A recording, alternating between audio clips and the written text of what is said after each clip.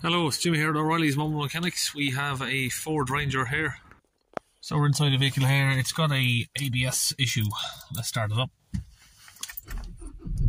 So we're probably going to hear all sorts of beeping. There we go. Hill descent control, hill start, assist. ESC, service required. We've got the ABS lights on, the traction skid light there.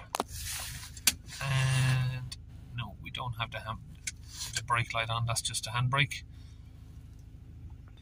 So we'll run some diagnostics here. We have the Launch X431 Diagon Evo.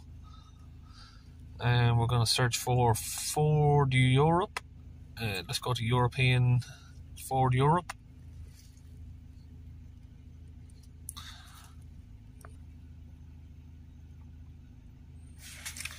And we will do an automatic search of the vehicle.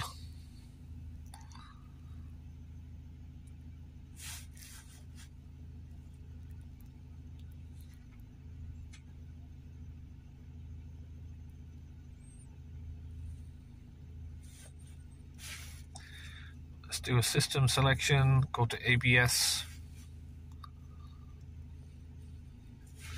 Read the fault codes.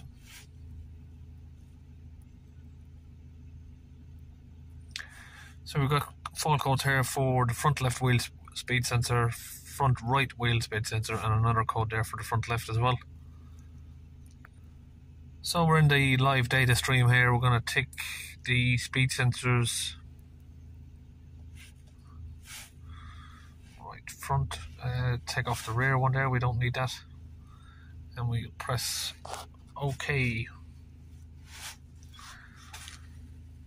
So we're going to try and read the speed from the wheels. So we're just raising the vehicle up so the wheel is off the floor there. So what we're looking to do is spin the wheel and read the live data while we're doing that.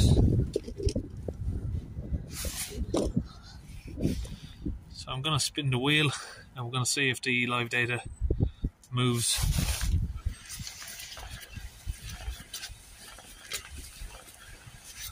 So we're not picking up any reading there from that wheel. So we're just dealing with the usual problem of Ford's trying to get the wheel nuts off, trying to get a socket that actually fits and that's not getting stuck onto the wheel bolt.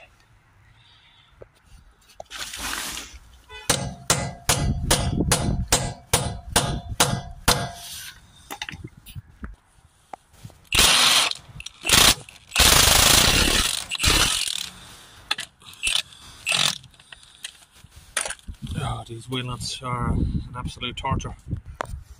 So here's where we're at. Just gonna peel off the cap. Get our pliers.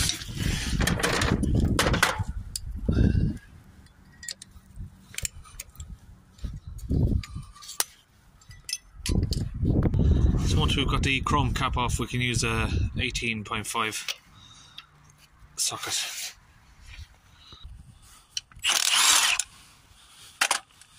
Finally got the wheel off. Okay, now we can show you where the last person left off. They've tried to get out this ABS sensor and it started breaking apart, so they just put it back together and left it. So let's get the 8mm bolt out first.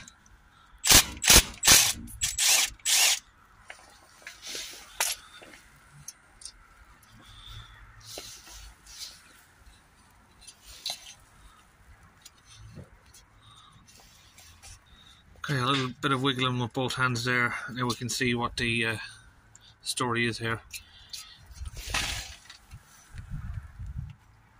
So the sensor is broken like that. The top half's come out, but the rest of it is stuck in there. So just need to basically pull that really hard and snap it off. So we're just going to need to figure out a way of getting this out. Now, of course, the best, most successful way to get it out is remove the drive shaft, remove the hub, get the drive shaft out of there and drill it out. but it's a lot of work, so let's see if we can get it out without removing the drive shaft, but we don't want to damage the drive shaft ring. Okay lads, I think we'll all be familiar with this situation. You want to get your tool there and start drilling the hole.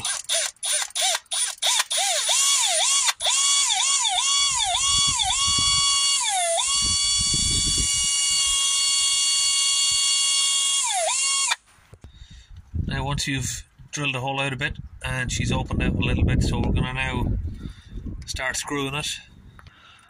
Now you want to screw that hole good and proper, don't go in too far.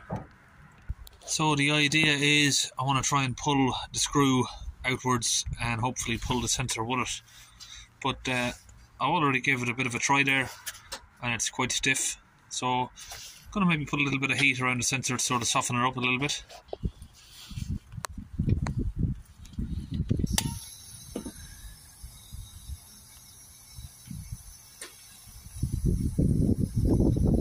Just using a different adapter on my flame gun here.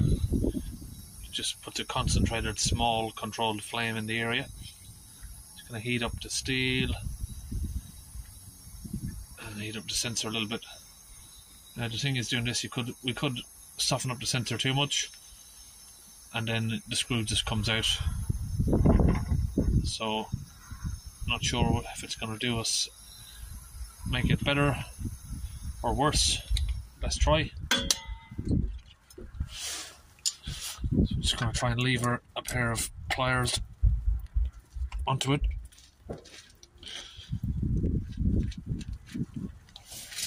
I'm just going to need to use my two hands. So there we go. We got the sensor out all in one piece, and we didn't drill right through it, so we didn't do any damage to the ring there that's inside.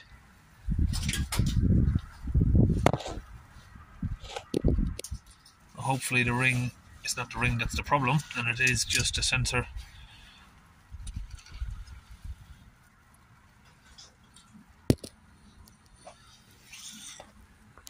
Okay, we've got the new sensor here. We'll just put a bit of high temperature grease on it. Now we're just going to remove the old sensor from along these clips here. Just use a little pick tool to open the clips. We've got another one here. And we'll open off the bracket here, 8mm again.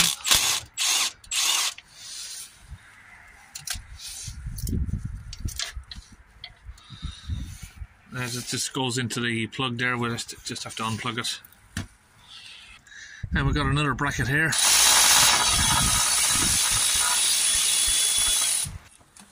Just open that bolt again, same size, 8mm. I'm just got to open back that little flap to gain access there. So that's the new sensor all fitted in there, going all the way up and bolted in there. Okay, now we've got the wheel back on. Okay, not only is it absolutely freezing, it's now started raining. So let's try and get the screen wiped up so you can see. So now we're going to spin the wheel again. Let's just get it over there a little bit so you can see. We're going to spin the wheel and you should be able to see the speed getting picked up on the sensor. You see there 4 kilometers, 5 kilometers on the wheel. So that's that sensor now picking up. So looks like we're going to have to do maybe the same on the passenger side. Back in the vehicle now. Just read those codes again. So we had the front right wheel speed sensor and the front left. So what we're going to do is clear those.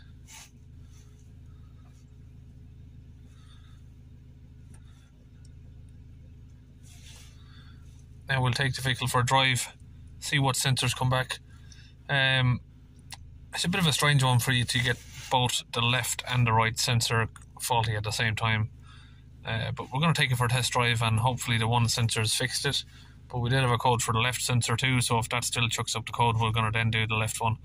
But now the ABS light has gone, so we're going to take it for a test drive and go from there. Okay, now you can see we're driving the vehicle. We've got the front right wheel speed sensor reading, but the front left one is not reading. Got that on 0 there. Okay, so you can see there from the diagnosis, front right wheel speed sensor is now working, but now we need to move on to the left one. So we won't bore you with doing the same procedure twice on the same video, but that's it for now. The ABS light has gone out, but after a little drive it did come back on because obviously the left one needs doing.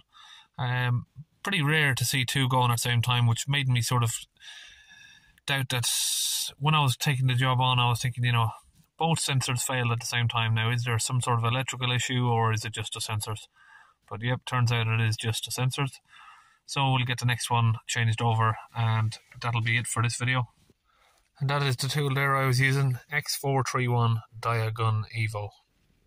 In one of my previous videos I showed you how the printer works on this, and we done a little printout of the faults that this vehicle had. One was for the battery, in-car battery test. Does require a new battery. And here we've got a record of the fault: wheel speed sensor left, wheel speed sensor right, front left. So that's it, Ford Ranger ABS sensor on a 2016. So we'll see you on our next videos.